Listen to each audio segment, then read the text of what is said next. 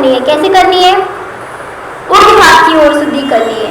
अभिषेक में तो पूरे शरीर का प्रयोग होता है, फिर आधा तो अशुद्ध रह जाएगा। इसलिए फिर विद्वानों ने इस बात का सहमत हुए कि 9 जगह पर चंदन का आभूषण पहनने के लिए भी लगाया जाता है। स्थापना निक्षेप में तो इंद्र बन गए। तीसरा प्रश्न आया कि भगवान पार्श्वनाथ की प्रतिमा पर अभिषेक कहाँ होना चाहिए। अभी तीसरा प्रश्न आया कि भगवान पार्श्वनाथ भगवान की प्रतिमा पर अभिषेक कहाँ होना चाहिए। तो सबसे पहले यह बात ध्यान रखें कि पांडुक शिला पर 7 या 9 इंच की प्रतिमा होना चाहिए। कितनी होना चाहिए? अगर 7 इंच से प्रतिमा छोटी है तो आपने सुना होगा किसी स्थान में कि 7 इंच से प्रतिमा छोटी है तो इतनी अच्छी क्रियाएं नहीं हो पाती हैं। प्रतिमा में विराजमान करो तो छोटी मत करो। ठीक से अभिषेक करने में थाली से बाधा उत्पन्न ना हो। यद्यपि हमें बताने की आवश्यकता नहीं है कि अभिषेक कहाँ से करना चाहिए, क्योंकि सभी जानते हैं कि मस्तक का अभिषेक होता है। क्या होता है? मस्तक का अभिषेक। भले ही प्रतिमा पार्श्वनाथ की हो या अन्य तीर्थंकर की, अभिषेक मस्तक से ही करना चाहिए। और एक बात और है कि मंदिर जी में सेंट लगा के नहीं आना चाहिए। सेंट में क्या होते हैं? जीव होते हैं ना, बहुत सारे जीवों को मार मार के बनाया जाता है। हमें इधर तक खुशबू आई ना, इसलिए हमने बोला। बहुत सारे जीवों को मार के अपन सोचते हैं हमारा शरीर उससे क्या हो जाएगा, गंदगी निकल जाएगी, लेकिन और शरीर में गंदगी लगा रहे। वो अपवित्र वस्तु को हम लगा के मंदिर में कैसे आ सकते हैं? गलत बोल रहे क्या भैया? गलत बोल रहे? अब ऐसी मान्यता तो नहीं है मंदिर में कि सेंट लगा के आओ। तो कोई जाता श्रृंगार करके मंदिर जी में नहीं आना चाहिए। पहली बात सेंट लगा के भी नहीं आना चाहिए। ऐसा आप बोल सकते हो सबसे, क्योंकि ये अपवित्र वस्तु है। क्या है सेंट? बहुत सारे जीवों को मार के बनाया जाता है। सुना है राजेश भैया? अब ये मत बोलना माता जी अब नई प्रथा बता रही है। नई प्रथा तो नहीं बता रहे हम, आप तो नहीं लगाती हैं। कुछ लोग बोले माता जी ऐसा बता रही हैं तो लोग आना बंद कर दें मंदिर, ऐसा नहीं है।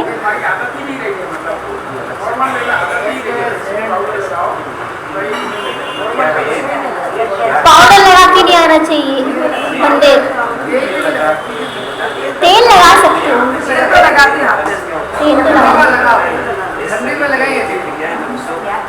तेल तो लगा सकते हो। तेल तो पूरी माता जी लोग भी लगाते हैं।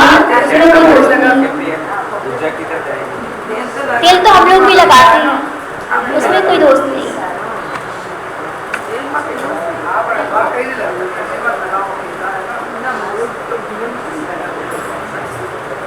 कुछ कुछ श्रावक होते हैं, उन्हें लगता है कि मस्तक से तो कर दिया, अब फड़ से भी कर दो। पार्श्वनाथ भगवान है, मस्तक से तो अभिषेक कर दिया, आप फड़ से भी कर दो। तो रजनी भाभी बाद में बात कर लेना। हाँ हमें बता दो।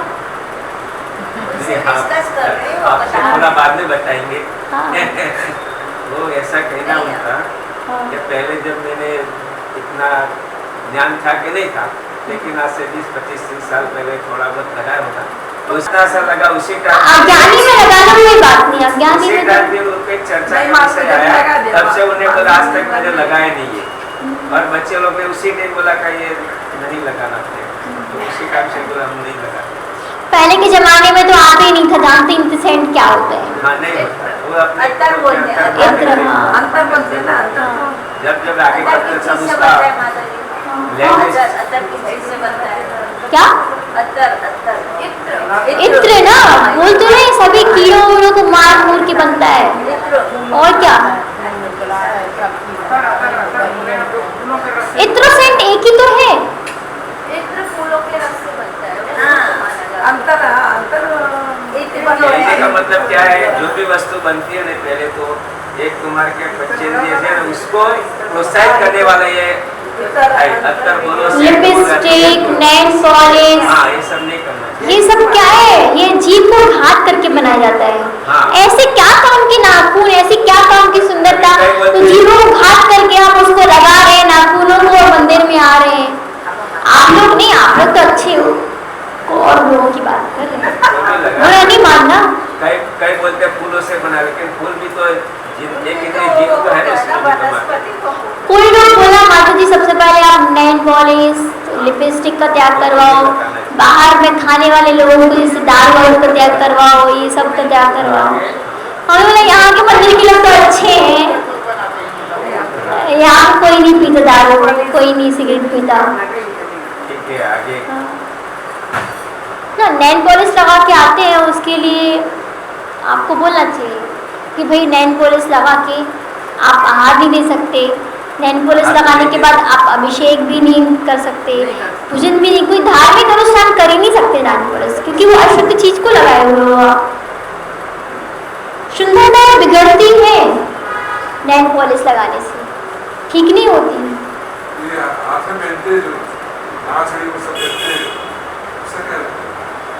वो जो विधान का वो जो पहनते हो, वो देखो विधान हो गया तुरंत निकाल दो, क्योंकि अपन है ना जंगल जाते हैं, एक नंबर जाते हैं, और वो जो विधान की सारी बड़गड़ है उसमें होती ना, तो फिर वो उसके माध्यम से वो भी चली जाती है, तो अपन को दोस्त लगेगा ना, दोस्त लगेगा।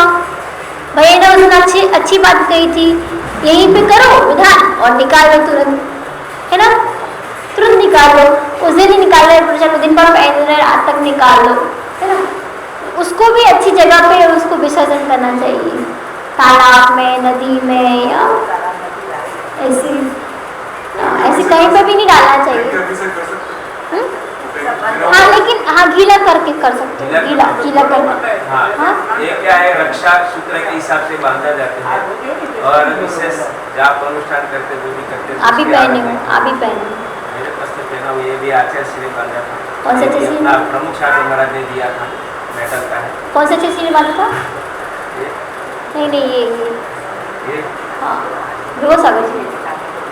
सागर महाराज ने तो ये रक्षाबंधन के टाइम में सूत्र मंत्र का दिया था। तो ये है ना, ज्यादा दिन तक नहीं पहनना चाहिए, एक दिन शुद्धिकरण करने के बाद में अभिषेक जाते हैं, ऐसा नहीं है कि सूखा लेके जाते, एक दो दिन होना तक। चाहिए। हाँ तो कहने का हाँ कहने की बात ये है,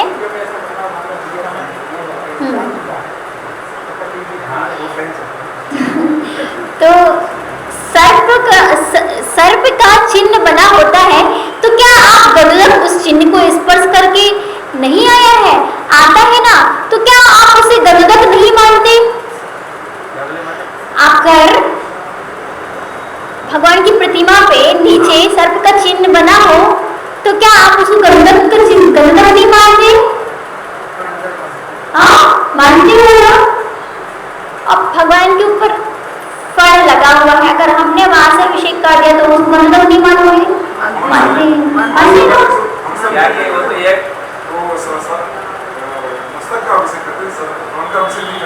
हाँ फल का अभिषेक नहीं, अगर फल से स्पर्श हो गया तो क्या आप उसको गंध तक नहीं मानते? कोई कर दिया तो मतलब गंध तक तो ऐसा भी नहीं। तो वहाँ का अभिप्राय देव गति के कहाँ से बना है उसको, पहली बात तो सोचो, पेट से ऊपर से इधर आया मस्त। नहीं, इसमें अभी क्लियर हो जाएगा, अभी क्लियर हो जाएगा, इसलिए हम पढ़ के सुना रहे हैं, अपने मन से नहीं सुना रहे, हम पढ़ के सुना रहे हैं कि आप लोगों को विश्वास हो, है ना।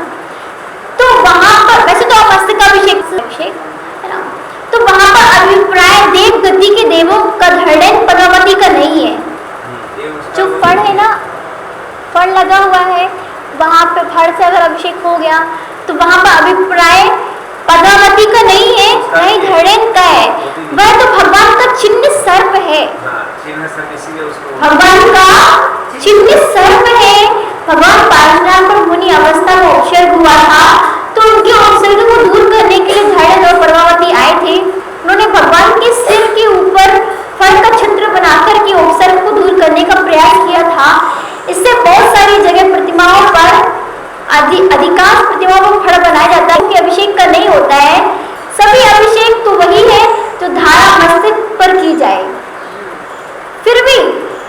कदाचित भी कोई श्रावक फण के ऊपर से धारा कर भी दे, कदाचित की बात कर रहे, कदाचित। अब किसी अज्ञान दशा में, वैसे तो मस्तक का अभिषेक ही कराया था, अगर कदाचित अज्ञान दशा में उसने अगर कदाचित भूल से फण का अभिषेक कर दिया तो वह धारा प्रतिमा से होकर के ही आएगी, तो अभिषेक कहलाएगा, अभिषेक ही कहलाएगा, है ना। अब एक प्रश्न आया कि हमने दोनों हाथों में कलश लिया और श्री जी के मस्तक के ऊपर कलशाभिषेक किया और उसके बाद क्या चरणों या कंधों पर अभिषेक कर सकते हैं? हाँ, उसी कलश से तो या नहीं, तो पहले जो कलश है उसे तो आपको मस्तक पर ही करना चाहिए। जो आपने जो पहला कलश लिया है उसको तो आपको मस्तक पर ही करना चाहिए। यदि आप चाहते हैं कि चरणों और कंधों पर करना हो तो आपका दूसरा कलश लेना ही पड़ेगा ना। पहला कलश तो मस्तक का ही होता है। क्या होता है, मस्तक पर करने के बाद में सब अंतर करने का वापस नहीं, अगर आपने उस कलश से मस्तक कर दिया लेकिन उसी कलश नहीं कर सकते, आपको दूसरा कलश लेना हो भर के तो ले सकते हो, लेकिन हाँ मस्तक पहली बात तो मस्तक का अभिषेक ही बताया है, मस्तक का अभिषेक ही करना चाहिए, धर्म नहीं करना। अगर आप कर रहे हो तो उसी कलश से नहीं करना चाहिए।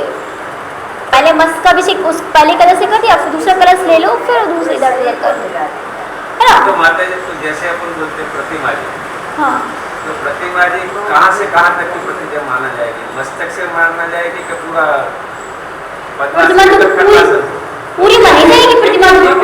एक ही अंग तो पूजनीय है ना, समझ लो। अभी जैसे अभी 5 प्रसाद या तो पद्मासन है, खड़ा मूर्ति हो तो कोई भी हो, या तो भूजा हो कोई भी, प्रतिमा तो निचलक बंदनीय है, पूजनीय है, बराबर। तो अभिषेक समझो सिर से भी स्टार्ट सिर से करना चाहिए। हाँ हाँ, वो तो मैं भी मानता हूँ। अब बोलते ना बाहुबली भगवान का मस्तकाभिषेक, ये तो नहीं बोलते कंधों का अभिषेक, बाहुबली भगवान का कंधों का अभिषेक नहीं बोलते ना, मस्तक ही बोलते हैं। नहीं, पर अभी बोलो मस्तकाभिषेक है, वही जलाभिषेक, जन्म का अभिषेक। हाँ, वो कर सकते हैं, वो एक वो रहता है कितनी दूर तक तो ऊपर चढ़े। माता जी जैसे अभी सिर से पूरा शरीर का कर लिया, बाद में मस्तक पे डालते हैं उसको, मैं हर समय देखती हूँ। वही तुम बता रहे हैं कि उस कलश या वो पूरे मस्तक अभिषेक से खाली कर लो, वापस सब लोग करते हैं। तो बच्चा बैठो और ज्ञान ले लो। प्रतिमा देखी है ना, चाहे पैर में डालो के चाहे सिर पे डालो, भगवान का अभिषेक एक ही होता है। नहीं, देखो आपके पास एक कलश है, एक कलश से पूरा मस्तक का अभिषेक कर दो, मस्तक से वो कलश इधर उधर नहीं डालो, इधर डाल दिया, इधर डाल दिया, इधर डाल दिया, इधर डाल दिया। सब प्रतिमा पे एक ही पेज सर। हाँ, सब प्रतिमा की पे एक पेज। पहले जो आप कलश देखो ना, मिस्टर से सबका ही डाल सकते हो, ऐसा नहीं है, लेकिन हाँ, लेकिन आप जब आपको इधर उधर करना होगा तो दूसरा कलश ले लो। मतलब उनका कहेंगे मस्तकाभिषेक सबका एक ही रुपया से सबका कर सकते हो, उसके बाद में दूसरी मस्तकाभिषेक पहले सिर पे मस्तक के ऊपर, फिर बाद में जो भी है उसके ऊपर अभिषेक का दूसरा कलश। आपको दूसरा कलश लेना पड़ेगा, तो आप चाहो तो कर लो, ना चाहो तो मत करो, ऐसा नहीं है। करने वालों को एक्स्ट्रा पुण्य या नहीं करने वालों को कुछ घाटा होगा, ऐसा नहीं है। आपके मन का विषय है, क्या कहा? आपके मन का विषय है। एक देखो कहावत है कि मस्त के मन का विषय है, आपको क्या करना है, ये चाहे तो कर लो या ना चाहे तो ना ही करो, लेकिन पहला कलश तो मस्तिष्क का ही जाएगा, और कहीं और करना तो दूसरा कलश दोबारा इस कलश में जल ले लेना। अगर कहीं और दूसरा करना है दोबारा उसी कलश में दूसरा जल ले लेना, ठीक है। अब अगला प्रश्न आया कि सांख्यधरा के अंत में एक छंद पढ़ते हैं, सांख्यधरा के अंत में क्या छंद पढ़ते हैं कि संपूजिकानां प्रतिपालिकानां यतीन्द्र सामानितपोधराणां देशस्य राष्ट्रस्य प्राज्ञा करोतु शान्तिं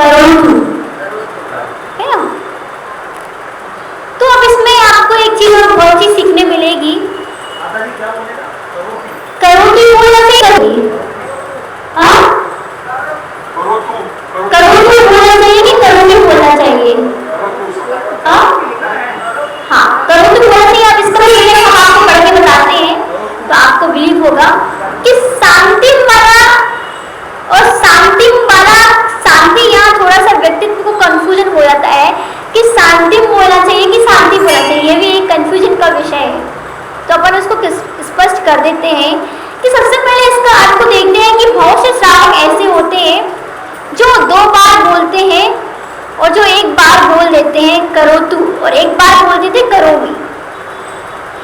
देखिए, करो यानी कि करें, तू मतलब आप, शांति मतलब शांति, भगवत मतलब जिनेंद्र भगवान। पूरा अर्थ होता है कि हे भगवान, हे जिनेंद्र आप शांति करें। करो तू से क्या अर्थ होता है? निकला भगवान जिनेंद्र आप शांति करें।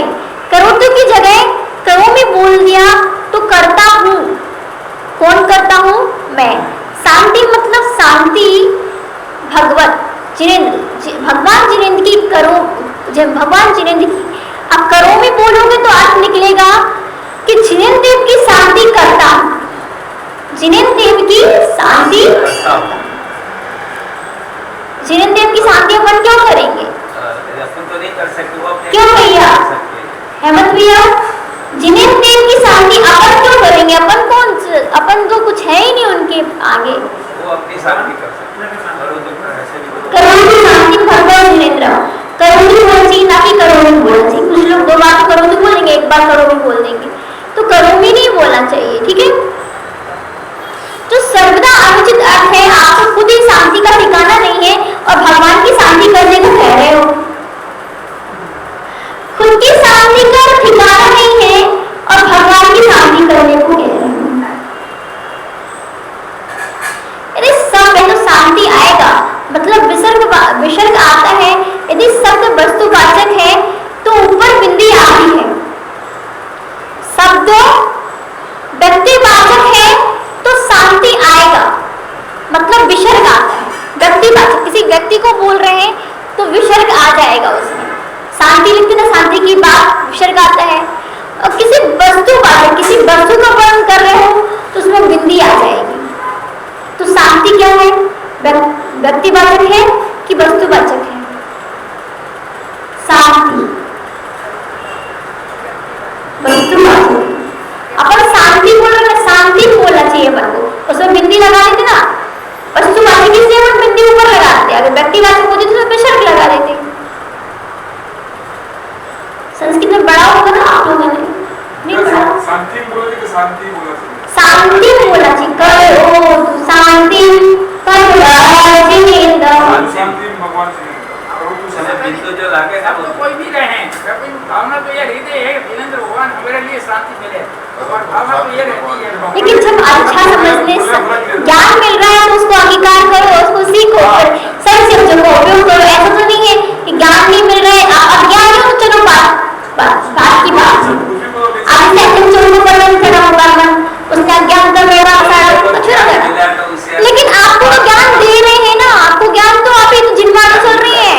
आनंद चोर तो जैन भी नहीं था और आप तो जैन भी हो, और आपको पुस्तक में सब लिखा है कि ऐसे ऐसे आप कर सकते हो, ऐसी विधि विधान से आप भगवान का अभिषेक करते हो, उसको ग्रहण करो ना, उसको सीखो, सही विधि सीखो, है ना। उसको जानो कि क्या बोलना चाहिए क्या नहीं बोलना चाहिए। थोड़ा सा रह गया क्योंकि आधे दूर वाला ज्ञान को नहीं दे सकते, थोड़ा सा। तो कहते हैं कि जैसे जब आप पूजन की पीठिका में 24 शंकर के नाम पढ़ते हैं, स्वस्ति पाठ में श्रीधम स्वस्ति स्वस्ति बोलते हैं, तो शांति के बाद 2 विसर्ग आते हैं क्योंकि वह व्यक्तिवाचक है। श्रीधर में स्वस्ति स्वस्ति श्री पार्षणा श्री शांति पुष्पि श्री शांति पुष्पि स्वस्ति श्री कुंठना बोलते ना, तो उसमें आप विसर्ग का उपयोग कर सकते हैं। लेकिन भगवान शांतिनाथ के लिए यहाँ पर शांतिनाथ भगवान नहीं, शांति हो यहाँ पर वस्तुवाचक है, यहाँ पर शांति हो ये क्या है? वस्तुवाचक है। शांति हम चाह रहे ना, शांति हो वो क्या है? वस्तुवाचक है। तो ऊपरी बिंदी लगती है शांति में। यदि आपने शांति अगर विसर्ग लगा लिया बोला तो अर्थ निकलेगा करो तू, करें आप शांति, मतलब शांतिनाथ करें भगवान जिनेंद्र, शांतिनाथ करें भगवान जिनेंद्र, ये अर्थ निकल रहा है। इसलिए बोलते संस्कृत को जानो, पहचानो, संस्कृत को पढ़ो। आज संस्कृत को आजकल इतना मोटिवेट क्यों किया जा रहा है? अनर्थ हो जाता है। एक बिंदी हाँ। लगाओ तो बहुत फर्क पड़ जाता है। संस्कृत बहुत जरूरी है जैन दर्शन के अनुसार। तो पूरा निकला भगवान शांतिनाथ करें, क्या करें? फिर आप कहते हमारा क्यों अटक गया काम? आप कहते घर में सब कुछ बढ़िया है पर शांति नहीं है। इतनी बड़ी बड़ी बोलियां ले ली, इतने सारे शांति धारा कर लेते हैं, लेकिन शांति आपके घर में नहीं है, आने का नाम ही नहीं लेती शांति। क्यों? क्योंकि आप तो शांति को गलत बोल रहे हो, शांति की जगह शांति बोल रहे हो। क्यों है भैया? शांति की जगह शांति बोल रहे हो तो हाँ, शांति बोलना चाहिए लेकिन शांति बोलते हो। करो तो शांति बोलना चाहिए, लेकिन कुछ लोग क्या बोलते शांति करो तो शांति भगवान। सामने वाला शांत और शांति तो अपने को शांत हो गए, ऐसे उनका है।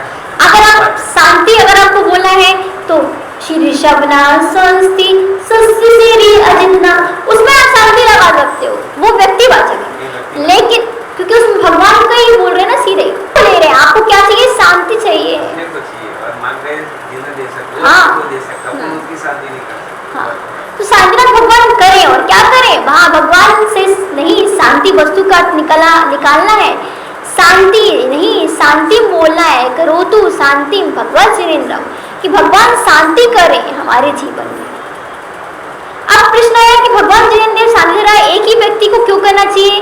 बीच बीच में हाथ लगा रहना चाहिए या बदलती रहना चाहिए? छोटा सा है ना। तो कह रहे हैं भगवान की शांति धारा एक ही व्यक्ति को ही करना चाहिए, कहते हैं, है ना। अगर दोनों तरफ दो व्यक्ति खड़े हैं तो दोनों तरफ से दो व्यक्ति कर सकते हैं, है ना भैया? राजू भैया, अगर दोनों तरफ एक साइड एक व्यक्ति खड़ा, दूसरी साइड दूसरे व्यक्ति, दोनों तरफ से कर सकते हैं, वो कलश में डाल सकते हैं। हाँ, जो कलश लिया है एक शांति धारा, उसमें दूसरा कलश है जल, उसमें दूसरा व्यक्ति। वो मैं आगे आपको क्लियर कर दूँ।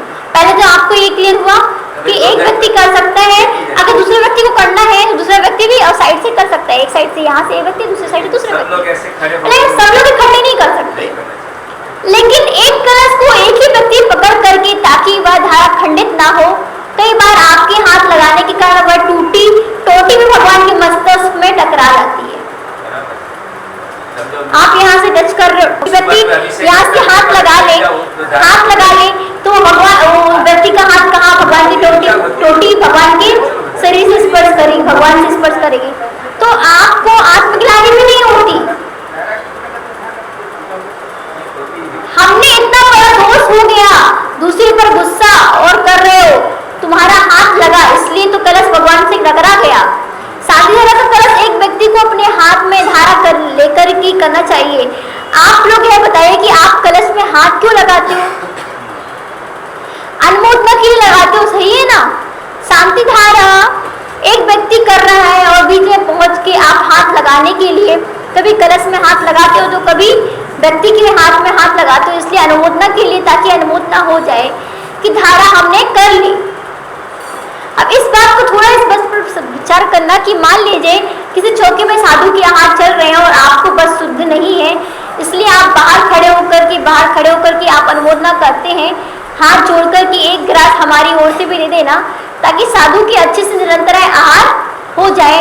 ऐसा तो नहीं करते कि दाल दे दें और जब ग्रास दे दो तो फल चला दो, ऐसा करते हो क्या?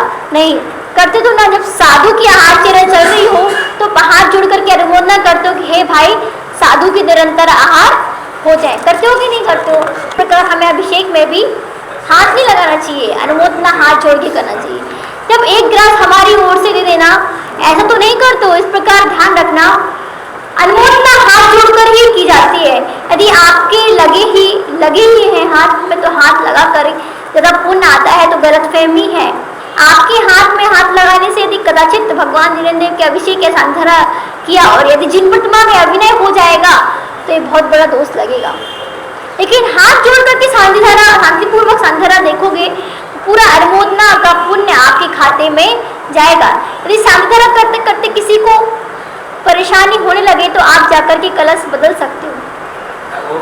हाँ, किसी को हाथ दर्द देने लगा या परेशानी होने लगी तो आप कलश बदल सकते हो, दूसरा व्यक्ति पकड़ सकता है। नहीं तो एक कलश पूरा व्यक्ति ही पकड़ के धारा ही करता है, एक व्यक्ति धारा करता है। अगर उसको कोई प्रॉब्लम हो गई इधर जो क्या है मतलब थोड़ी उम्र वाले भी हैं, भाई साहब है, जैसा अभी इनके हाथ वो तो इसलिए वो बात अलग है। और हाथ सहारे के लिए जाना पड़ता है, ये इसलिए नहीं जाते हैं कि भाई हम करें, हम नहीं करें। ऐसा नहीं है।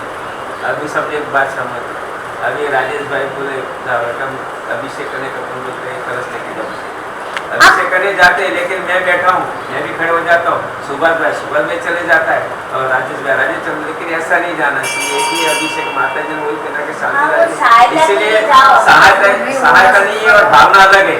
मैं सहायता के लिए जाता हूँ, मेरे को पुण्य इसलिए मैं भागते दौड़ते जाता हूँ अभिषेक करने के लिए, सहायता के लिए नहीं जाता हूँ।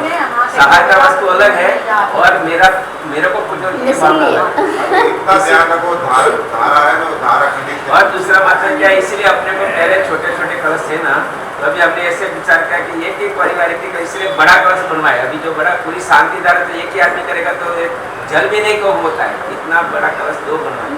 ये विपिन में बोला अब शांति धारा कितने प्रकार की होती है? शांति धारा कितने प्रकार? 232 प्रकार की होती है। कितने प्रकार की? 232 प्रकार की शांति धारा होती है।